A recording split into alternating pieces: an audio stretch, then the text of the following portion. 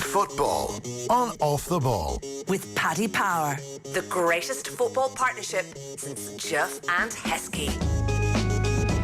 So, Aviva, Ireland's largest insurer, has installed a new sensory hub at the Aviva Stadium as part of its long-running sponsorship of the home of Irish rugby and soccer. The hub will be accessible to all fans with sensory issues such as ADHD, dyspraxia and autism attending matches, including at the upcoming Six Nations home fixtures. Republic of Ireland international James McClean is in town to promote the launch, and not just in town, he is in studio right here in front of us. How are you? Not too bad. How are you? Thanks a lot for coming in. Thanks for having me. Life seems to be going well on the pitch. Right now, you're playing a lot. You've started every game for pretty much the last 2 or 3 months. You're scoring goals. You're in good form. Yeah, good form, yeah. Yeah, it's going well since the new manager's come in. We were rock bottom when he came on, which is not ideal. And, you know, we've managed to slightly pull away now from the relegation, so still a bit too close for comfort, but confidence is high. We're in a good run of form, so just continue as we are, and I think we'll be okay. When you heard Michael O'Neill's name was in the mix, did you have a sense that you'd be his type of player, that this would be a good move for you? Well, when Michael took over as the manager of the North, you know, although I made my decision, he tried talking me out of it, so I've met him a couple of times, so, and obviously playing with Derry, and he was manager of Rovers, I came across him then, so I always known to be like a nice man from meeting him, but getting to work with him every day now and just seeing his attention to detail and just, you know, he's just a bit like Martin O'Neill, where he just, you know, breathes confidence into you, and it's just, you see the person they're putting on the pitch right now, like it's night and day. It's interesting you compare him to Martin O'Neill, because a lot of the conversation of the last 2-3 years around the Irish team, particularly over Martin's last couple of years, was the comparison with Northern Ireland, and it seemed as though they were actually very, very different characters. That, like Michael O'Neill would talk about naming his team on a Monday at the start of the week, so everybody would know exactly what the role is, that very well organised, very well drilled, whereas Martin O'Neill wouldn't name his team till an hour beforehand and sort of was more trusting in his players of, actually, your footballers, your quality footballers, just go out and do it. Yeah, well, look, most managers have their own styles of setting up teams and whatnot, but the major similarity is their man management. Like, both of them's phenomenal. Like, they make you feel so good on the pitch, so confident. You know, it's just, and it's not so many instructions. It's just basically just go and do what you're good at and enjoy it. And you know, like, it just simplifies the game so much, and that's key. It's crucial. Like, players now are given too many instructions, and they're overthinking. And you know, sometimes it's just best just to simplify things, and you know, you get the best results.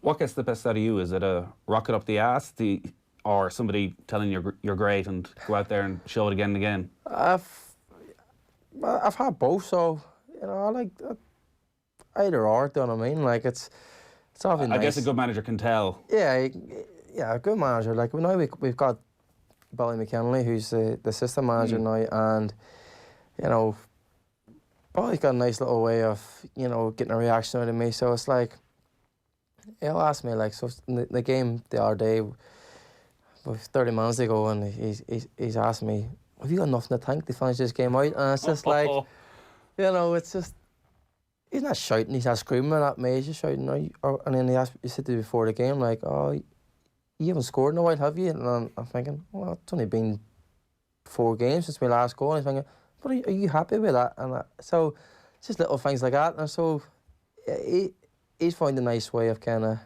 but I've had the arm around the shoulder, I've had the rocket up the arse, and I've had it all. But no, it's just each thing gets a reaction. I'd say questioning your fitness is a definite red line. Yeah, I think he knows that. I think it's just he was having a bit of fun, but it's just, yeah, it's just again, it's a little thing like, well, even though I know you're joking, but yeah, I'll show you so we can have a laugh about it afterwards. So, are you still hitting the same markers you would have 4 or 5 years ago in terms of your fitness? Oh yeah, you're still at the same level.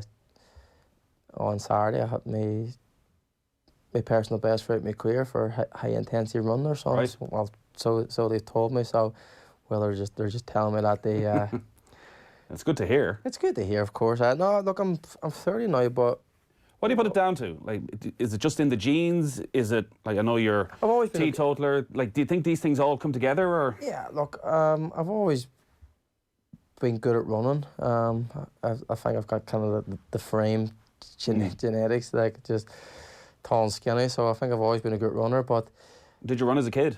Like, did you? done athletics in Did you do school. athletics, yeah. I just just always mobile. So I always find a good relaxation in running. It's like, I know some people might hear that and think, oh, I couldn't think of anything worse. But I find it quite like soothing. Like if I'm having an issue or having, it just calms me down. But my wife will tell you, like on a Saturday, like win, lose or draw, I'll go home and I've got a gym at home and I'll be sitting there and I'm like, start getting cold feet and I'll go out to the gym at 8 or 9 at night and After a match? after a match and do a workout and Yeah, I'd see it on Instagram, all right. You'd be Yeah. a little No, bit I of just- boxing.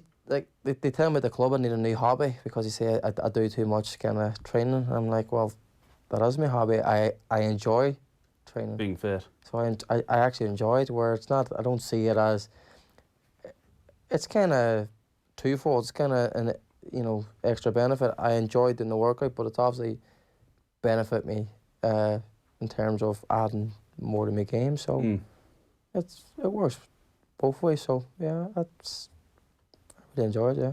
Very Irish question. Why don't you drink? I don't know, I think growing up, I had that mindset was, if you want to be a footballer, drink Spaffy, and that was just my mindset, and it's not always the case, do you know what I mean? Like a lot of footballers, more drink than not, so, and Well, that's the thing, more do drink than more not. drink So, than not. like, It's never, you must have been so strong-willed when you were that sort of 17, 18 well, especially years look, of age. growing up in the area as well, where like all my mates were drinkers from an early age, and you know what now, but I just had this mindset, like, I want to be a footballer and I want to do everything I can to ensure I give myself the best possible chance to do that. And,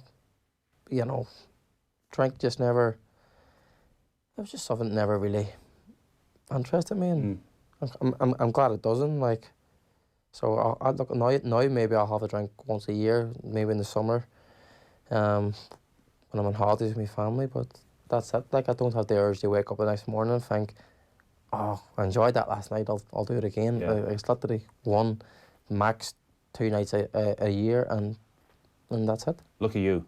Look at me, yeah. So my wife drinks enough for both of us, so...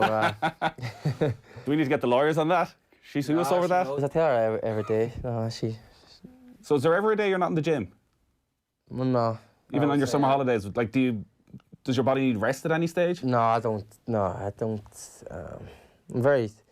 I don't know, I wouldn't say I'm body conscious, but I like pride myself on my fitness, and I like working out, and yeah, and on my holidays, like, we'll book a holiday and I'll plan a training camp in the holiday, but I'll do it in the sense where I'll do it early in the morning, so I'll get up at 7 or 8, go to do my workouts with whoever, come back in time for breakfast, and then have the rest of the day with my wife as a holiday. Get a couple of pictures for Instagram.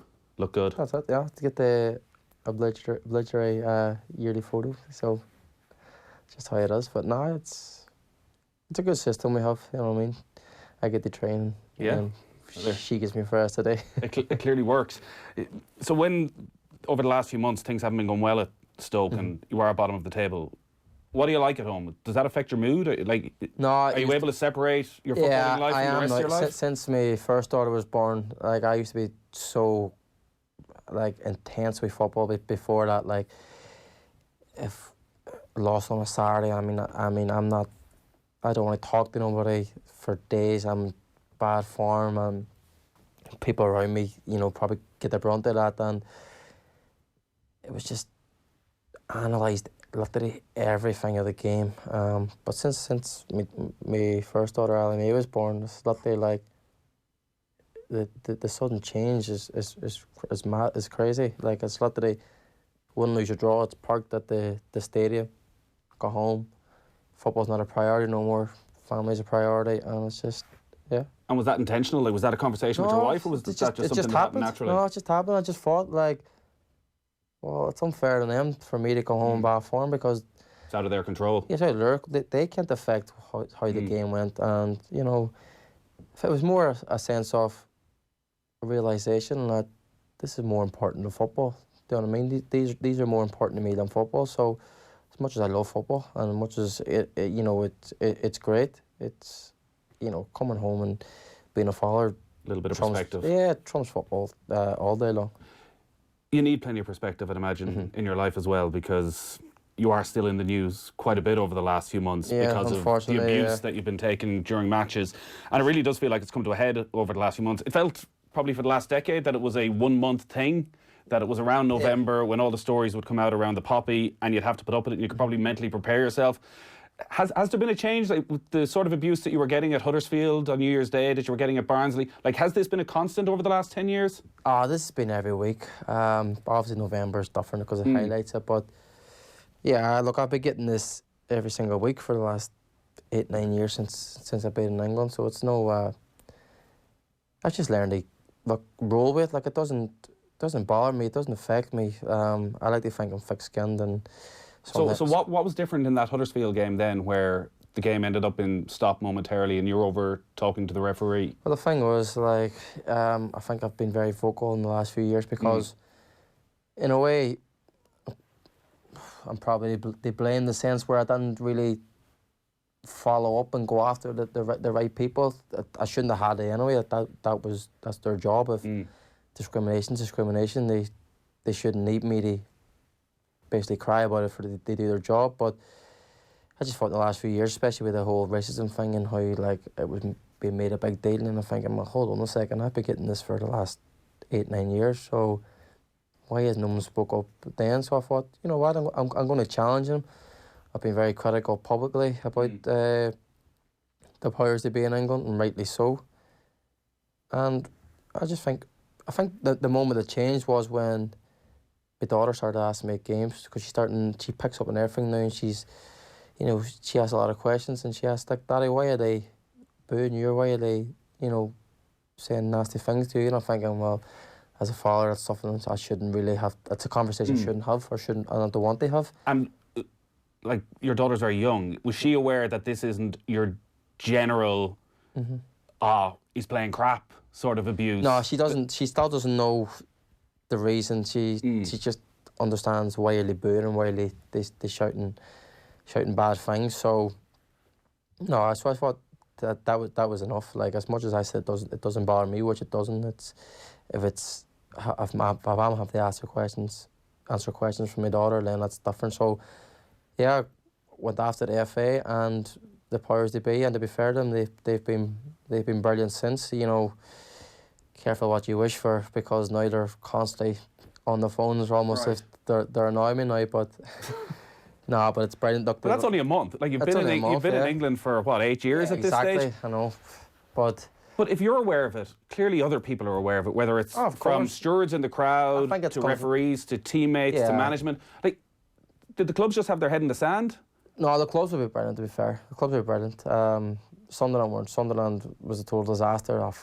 You know, that's still cussed deep. I thought I was hung out to dry by them. But since I went to Wigan and West Brom and Stoke, them three clubs have been absolutely brilliant, understanding. But, like, on away games, like, how do you shut up 15 to 30 foot? It's impossible. And is that what it is? Because quite often when we're talking about racism, it seems to be somewhat isolated, particularly, say, in the Premier League. Obviously, when England go to away games, it's a bit different. But when you look at some of the incidents around Raheem Sterling and games with Chelsea, that it can be one individual it focuses in on. When you're playing, is it one individual, or do you feel it's actually a greater crowd of people that's just accepted amongst the away support? No, it's a greater crowd of people. You know, it's very loud to hear, so, you know what I mean? So, and what sort of stuff is it? People's here. It's just the because usual. Like, generally it's sectarian abuse. Yeah, a lot of it's like, fuck the IRA, which is... Well, I can deal with that because, well, I've never been a member of the IRA, so that's just... And you obviously, like, fuck the Pope and the IRA, and it's just like, oh, that stuff, it's your usual, your Irish cunt and your Fenianist. We played Middlesbrough away last year. and we had a corner, and my job at the attacking corners would stand on the keeper. So I'm standing there, and Darren Randolph is the keeper, and the Motherwell fans behind the goal are shouting, "You fucking Fenian cunt, you Irish cunt," and I'm like looking, going, "Your goalkeeper's Irish. You're cheering for him." Like it's just a complete lack of education. It's that mob mentality where they're just absolute mindless idiots, and that's all they are, really. I was reading an interview with Danny Rose the other day, and he was talking about playing with England and having to mentally prepare himself when England would have an away game because he knew it was coming. And for the 2 or 3 days beforehand, to be in his bedroom, just trying to get his head into a space that he wouldn't react. Like, if you know this is coming in every game, is this a... I can assure you that I'm not mentally preparing myself and having sleepless nights leading up to games because I know it's coming. So it's, like I said, I've been able to deal with it for the last... It affects my family more than it probably affects me, which I've probably never taken into consideration. But like again, I touch on it's a different story when your kids start asking you and it's questions you have to answer. So yeah, look, it's like I said, they've been brilliant. The powers that be the last few weeks, you know. What are they doing? Well, you're having your PA announcements before the game.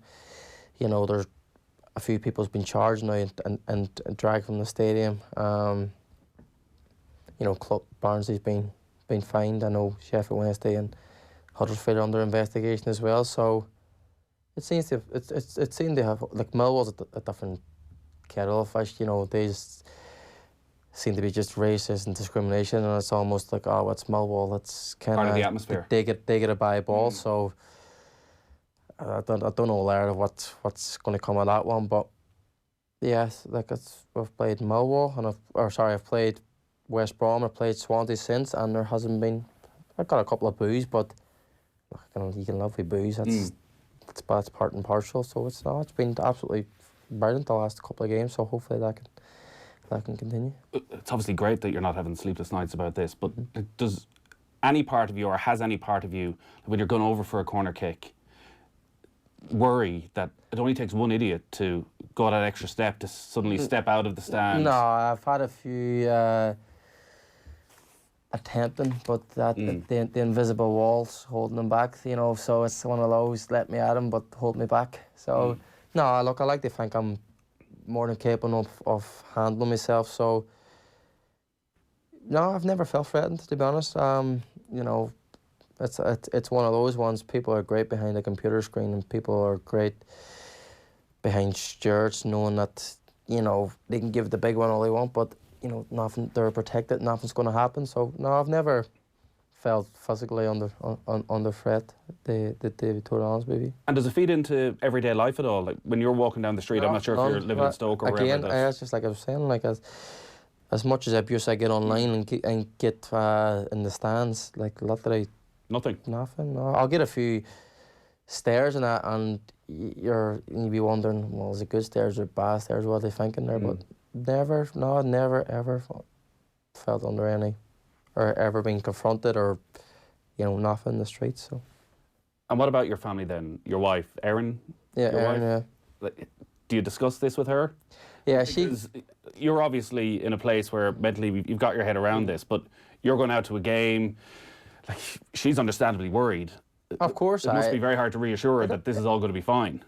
It is, but you know, again, I touch on, I probably don't take into consideration their feelings, because just because I can deal with it doesn't mean they can. So I know it is tougher. It's obviously not what she wants to hear as well, but you know, she's well versed now, and she knows the script over the years and how it works. And again, like, she knows that she's been with me every day, so she knows that I've never been under any kind of physical threat. So yeah, I think she kind of backs me to be able to look after myself. So. And do you get help do you get help through this? Like, do you talk to psychologists or the people at the clubs that help the family liaison people who just make sure that everything's all right? To be fair, I've never needed them.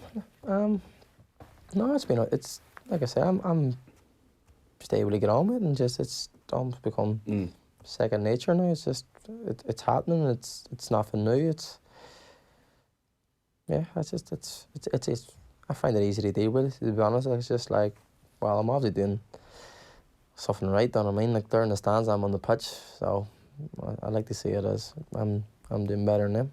It does feel as though, weirdly, that there has been a bit more understanding towards your stance around the poppy over the last few years in general, and you've written some letters at times, I think, that have explained your reasoning behind it. At your clubs, like, are people interested? Like, are your teammates interested? Like, do they ask about what life was like growing up in Craigin and in Derry? And trying to explain the situation, like you can just see in their face, they're so fascinated. They just can't wrap their head around just the whole. You know, they might have heard about the troubles, but they have. Like, it is insane when you look at the commentary around Brexit and the general election, how Northern Ireland was not a factor. No. Like, for British people, for young British people, they seem to have no knowledge of the history at all. Most of the abuse I get is down to a lack of education. Like, I get abused because I don't wear a poppy and because I got beliefs, but the people that abuse me have absolutely no education or in what they're abusing me for. Like, they don't know. So see, when you explain to people, like, you can just see the absolute shock in their face and like just, you know, they're flabbergasted by what you're saying. And it's like, I've even found that down south, you know. Like, and it's just like, it's almost as the north was just like this mythical place. Absolutely. Like, I grew up in Mayo, and absolutely, like, the north was somewhere all you knew was we weren't going there. No, the best one, like when like people don't mean they, but sometimes southern people are like, they'll say "yous up there," as if we're from a different planet. Like, "yous up there," and there's no badness behind it. It's just. But me hearing that as a fellow Irishman, and someone saying "used up there," it's like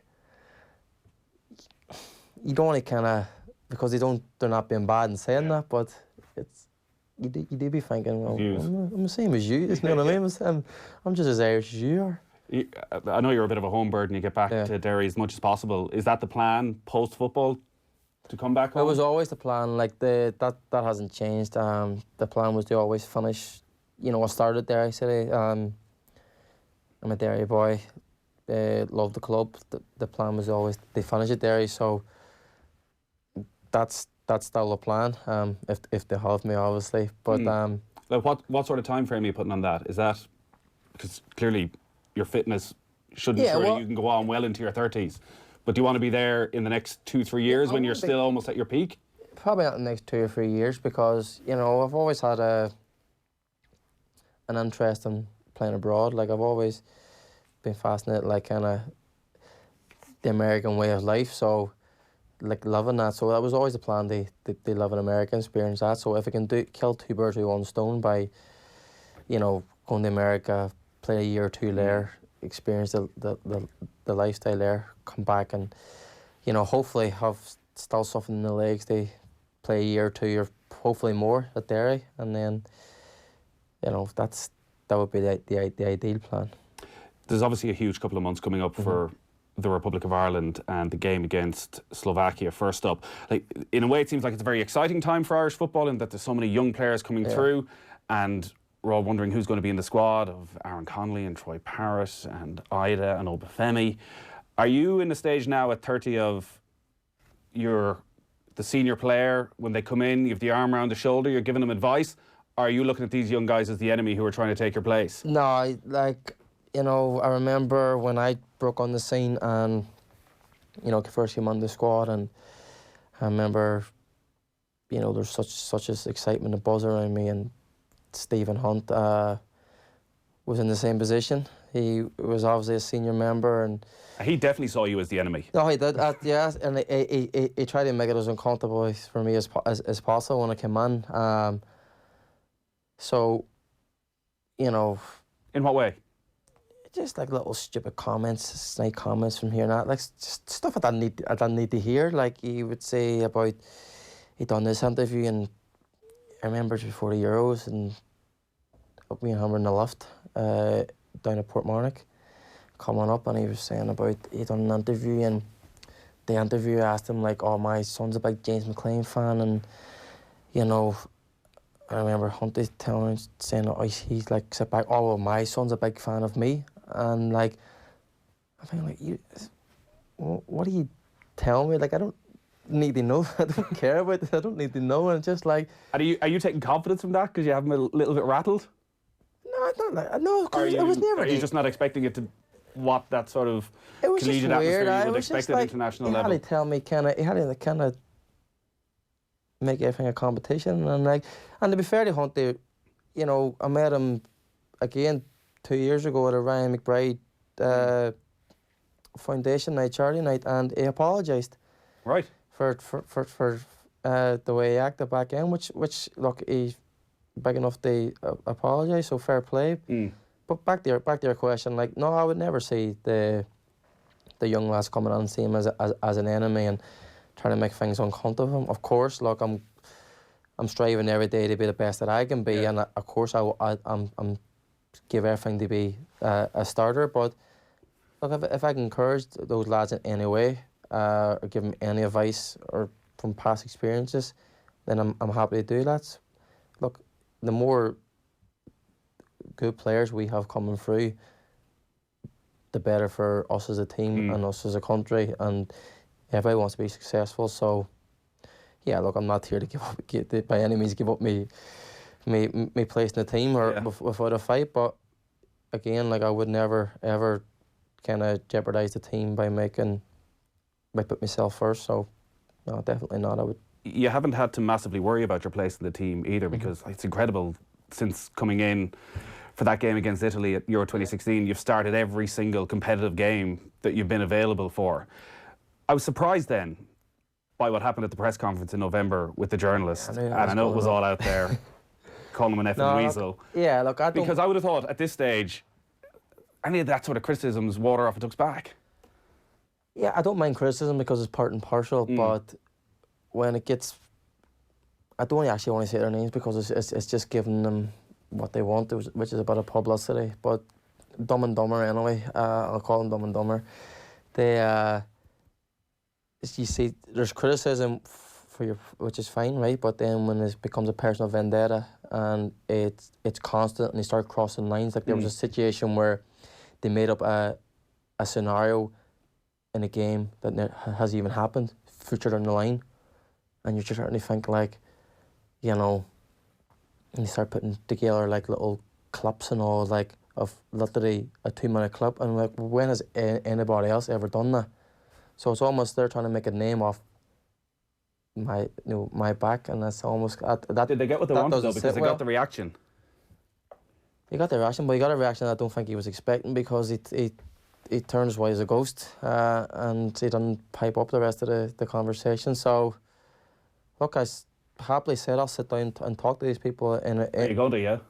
Well, I've given the invite. They can come round and we'll sit down in a room and, you know, we'll get whatever off the chest. The greatest invitation of all time, I've got to be honest. No, but it's exactly... I'd be saying a public space. No, I don't like public spaces. Let's keep behind closed doors. How are you aware of all of that? Like, are you online? I'm not online, but my friends, I don't know if they do. They try and get a reaction out of me, but they're very good at taking little clips and saying, "Oh, have you seen this and seen that?" They almost try and wind me up. So, like, does that not suggest that could be unfair on the people who put that together? Because there's probably a big body of work of analysis of you over the last few years, and that if it's your mate sending you little bits and pieces, I'm playing devil's advocate here, but no, I know, but.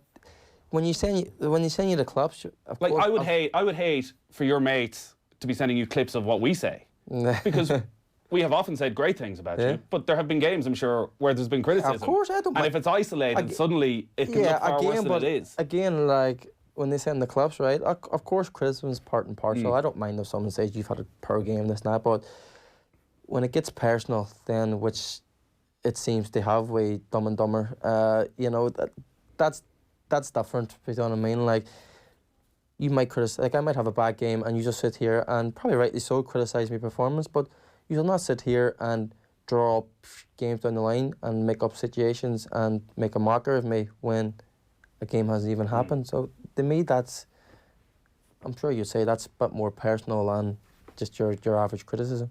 This game coming up against Slovakia, it's a huge game for a number of reasons. Obviously qualifying for Euro 2020 games in Dublin, but also from an FAI point of view now, with everything that's gone on, the amount of money that's at stake. And it's a terrible position for players to be in. And I know quite often players that are very good at blanking things out, but it does feel that there are a lot of people's jobs at stake by the result of this game. Like, do you let that in as a group? Can you let that in, or do you just need to go? No, I don't think you can. Like, you're talking about pressure, and it's obviously not nice, the situation, you know, because to be quite honest, they've made a complete balls up, haven't they? So I don't know the ins and outs, but I just know it was a complete balls up of the job that was done. But you know, look, we have a chance here to qualify for European Championships. 2 games being held in Aviva, like that's enough pressure in itself, and good pressure. Like, it's exciting. So if you get kind of caught up in the other stuff, like, we as players have no control over that. Like, we, you know, it wasn't us made the mistakes.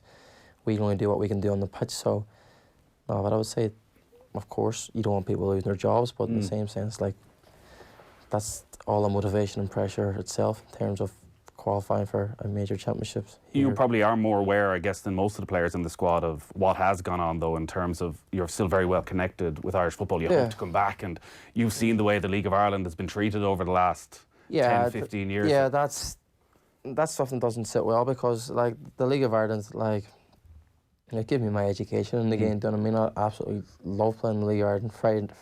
Friday nights under the floodlights at the Brandywell, like, it's absolutely amazing. Do you know what I mean? And not that a thriving League of Ireland is good for everybody. You know, I seen talk about an All-Ireland League. Like, me personally, I'd be a big fan for that, because, you know, it's good to have a league where it would be, you can only have 20, 22 teams rather than 2 separate leagues of 10 and 12. And it's just, it'll bring out more extra excitement, you know, better crowds, more gate receipts. I just think there's a lot more revenue, and I think, like I said, a thriving League of Ireland it benefits the national team, benefits its people's, you know, people work all week on a Friday and they look forward to a game on a Friday night, and it's just they're kind of released at the end of the week, and it's obviously players' livelihoods too. So yeah, it'd been an absolute shame that if the League of Ireland suffered, and which it has been. Hopefully now the new people in charge, they can be resolved, and you know that the league can get much added financial gain from it. And in terms of what happens next for Irish football, and Mick McCarthy leaving and Stephen Kenny coming in, Stephen Kenny give you your debut up in Derry? He did. Stephen's unbelievable. Like, I've managed to work under Stephen for 3 years, and because there were questions at the time as to Stephen's experience levels and how he could command a dressing room. And like, you're in that dressing room, how he could command a dressing room with players. Let me stop you there. Stephen can command the dressing room. Don't. Right. Stephen's nobody's fault. Are the and it's the wrong term, the English-born players in the Ireland squad, are they aware of Stephen Kenny? Probably not. No.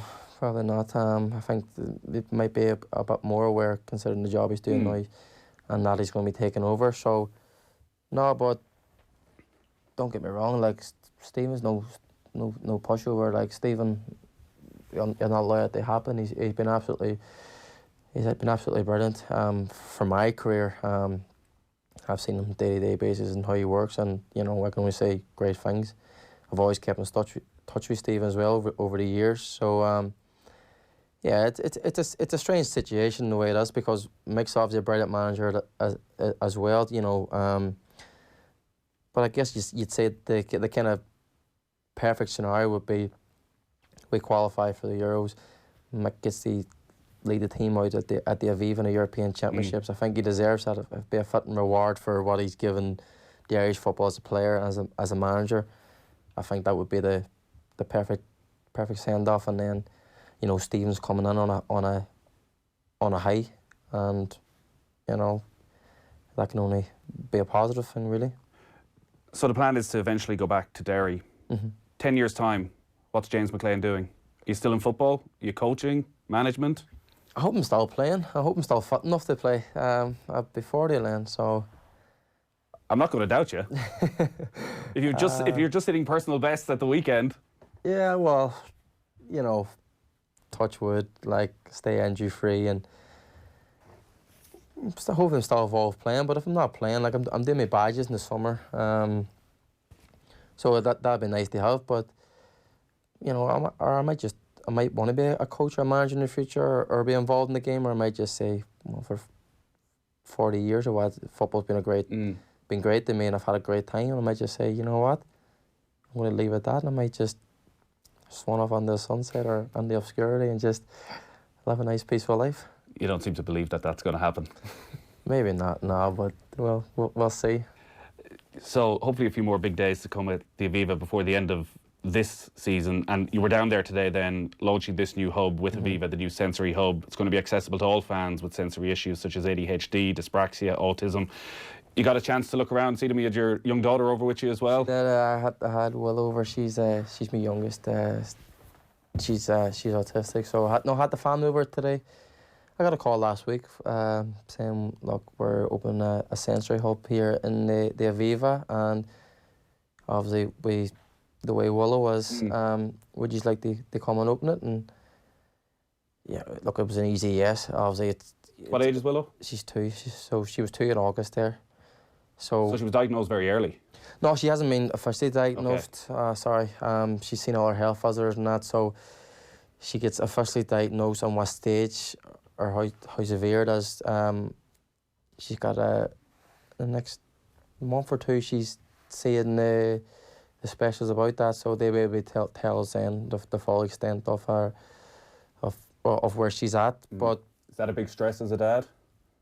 Oh, it's not a big stress. It's definitely a challenge. It's been a challenge for me and my wife. Like, I didn't know much about autism, to be honest. My nephew as well got he's autistic.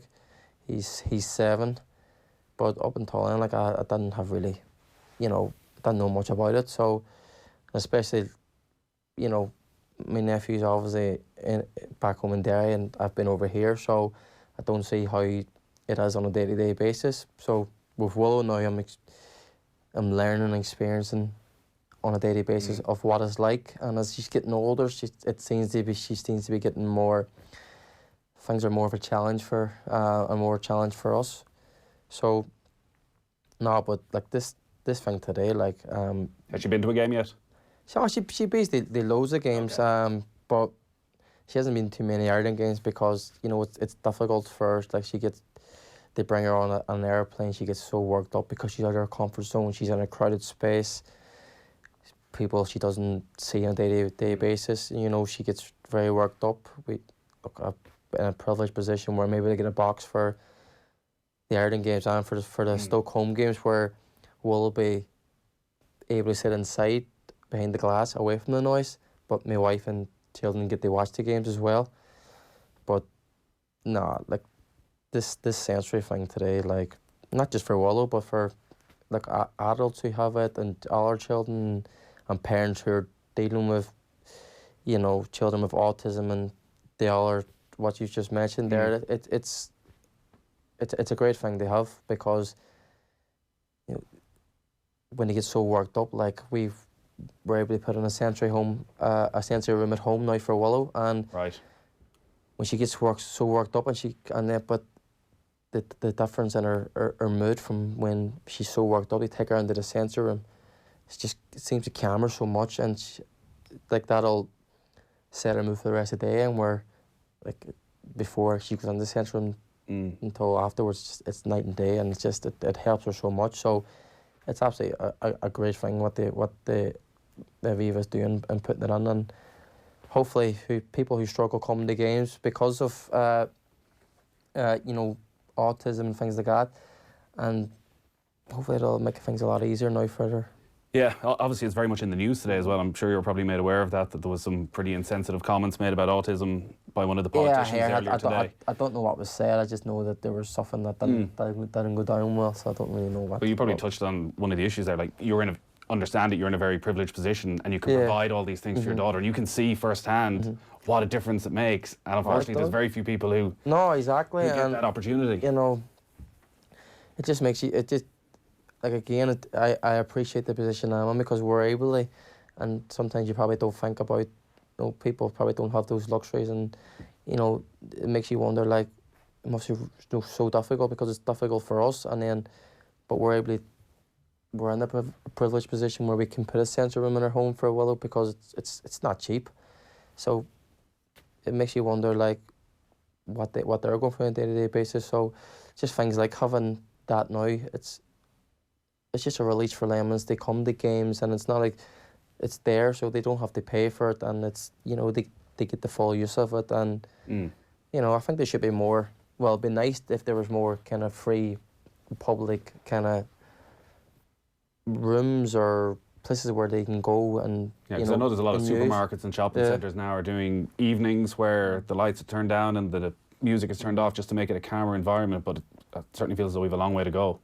Yeah, that's because, look, that'd be absolutely brilliant if that was the case, because I can tell you firsthand, going shopping with Willow, like, it's a struggle, like, because, you know, she's seeing people she doesn't recognise, she's out of her routine, she's seeing crowds, and you can see her wee body getting so tense, and it's so, like, she gets so worked up, and, you know, we can't kind of control that, do you know what I mean? And you see people staring, and I've probably, look, to be honest, I've probably been guilty in the past because I down to kind of just not knowing and kind of ignorance, where if you see a child kicking off and kicking and screaming and you're looking at the parents around the front on the floor, you do seem to stare and you probably judge, but now, like, seeing it yourself and experiencing it, like, you have such a better understanding when you see it, as you don't judge because you know what they're going through, and I think a lot of people judge without knowing. So yeah, I do definitely have experienced, you know, the having Willow out and about in public, and how stressful and how challenging it can be for her and for us. You seem to have an incredible ability to take things in your stride.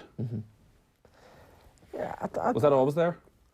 Yeah, I think so. I think that comes from your kind of upbringing. You know what I mean? I think